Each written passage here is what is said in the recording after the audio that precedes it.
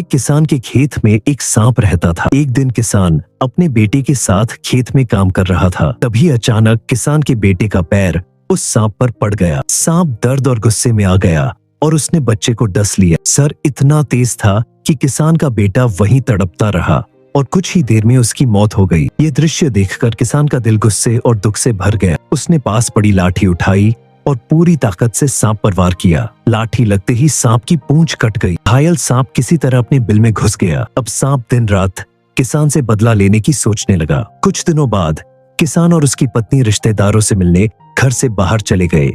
उस समय घर में किसान के जानवर अकेले थे। सांप को मौका मिल गया।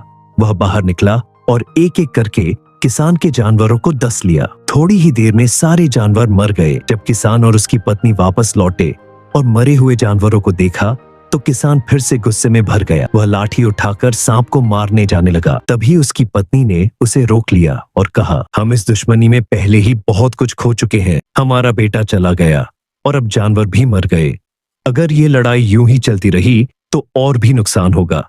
बेहतर है कि तुम सांप से सुलह कर लो। किसान ने पत्नी की बात मान ली। वह सांप के पास गया और बोला, हम दोनों ने एक दूसरे को बहुत दुख दिया है।